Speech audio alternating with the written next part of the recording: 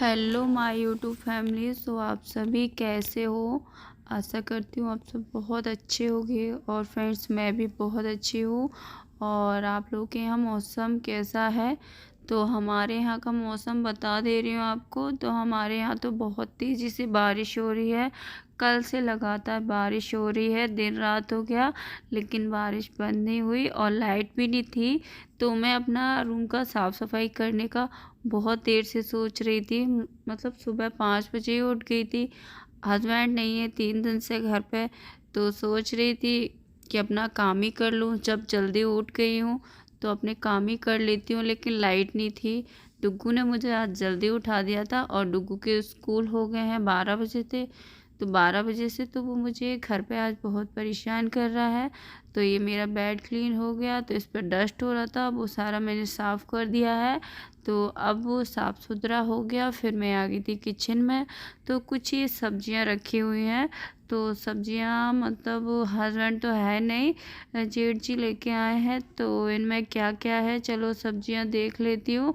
फिर और मेरी मैगी भी बननी है, मतलब बेटा मैगी मांग रहा। और ये कचरा रखा हुआ है शाम का भरा हुआ टोकरी में। तो सारा साफ़ सफाई हो गई लेकिन फिर भी कचरा रह गया था टोकरी में रखा, गलती से देख नहीं पाया था। और सब्जी है तो मैं सब्जियां बाद में कुराऊंगी। पहले ये टोकरियां हैं, इनको साफ़ कर लेती हूँ। आलू वगैरह प्याज वगैरह जो भी रखते हैं, तो आलू से पता है आलू में इस टाइम कितना धूल आ रहा है, मिट्टी के आलू आ रहे हैं, न्यू आलू। तो मतलब ख़राब हो जाती हैं टोकरियाँ, तो उनको धो दे रही हूँ। और प्याज भी है, मतलब कच्ची लाए थे, मतलब जो अभी ताज़ी वाली। तो प्याज जल्दी जल्दी सड़ रही है, तो ज़्यादा ज़्यादा सब्जी में डालना पड़ रही है। तो यहाँ मैं अपनी टोकरियाँ साफ़ करने लगी। और लाइट का तो कुछ पूछो मत। और बारिश भी हो रही है, मौसम भी ख़राब है और धूप भी हो रही है। और मैंने डुग्गू के कपड़े डालना है थोड़े धोने के लिए, धो के मतलब मैं 2 दिन पहले ही डाल देती हूँ। आज विदाउट ड्रेस में भेजूँगी स्कूल उसको 12 बजे।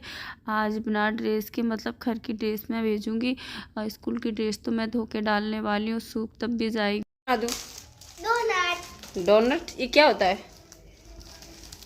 मैं नहीं जानती कैसे बनता है। हाँ? किसने दिलवाया ब्रेड? दाऊ। दाऊ ने। बस चाटते ही रहना। अभी जलेबी खाई थी। ताऊ के पास पैसे नहीं है।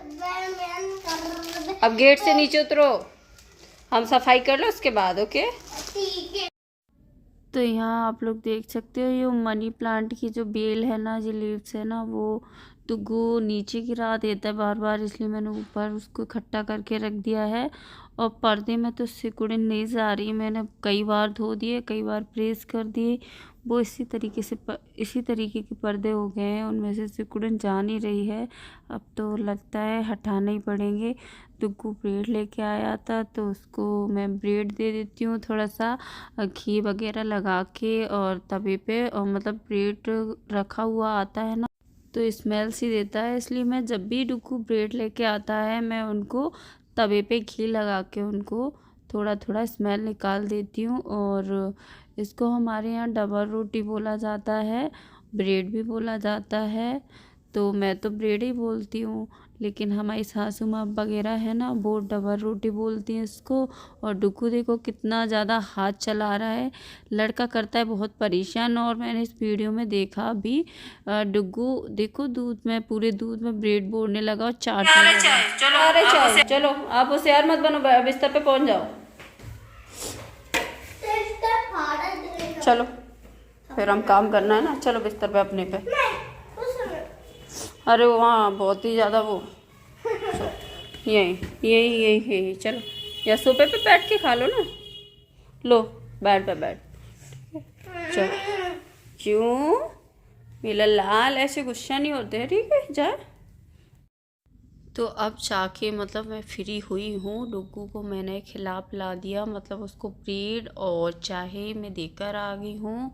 और मॉर्निंग में वैसे भी उसको चाय चाहिए, तो चाहिए। मैंने आज सुबह मॉर्निंग में उठ के मैंने उसको चाय नहीं दी थी, तो अब जाके पी रहा है। तो सब्जी वब्जी सब आ चुकी है, देखते हैं अब क्या बनता है। तो मैं तो ब्रेड खाती नहीं, ब्रेड टोस्ट बिल्कुल भी नहीं खाती हूँ। तो ये सारी सब्जियाँ हैं, और सब्जियाँ बहुत महंगी मिल रही हैं इस टाइम। तो भले ही सर्दी का मौसम है लेकिन सब्जियां बहुत महंगी हैं। तो मैंने टोकरियां धो के रख दी थी, वो सूख गई हैं। और ये मटर फली है, मटर और आलू और प्याज, हरी मिर्च, तो मैं सबको अलग अलग टोकरियों में भर के रख दूँगी। इतना बड़ा किचन हो के ये किचन भी छोटा पड़ गया है।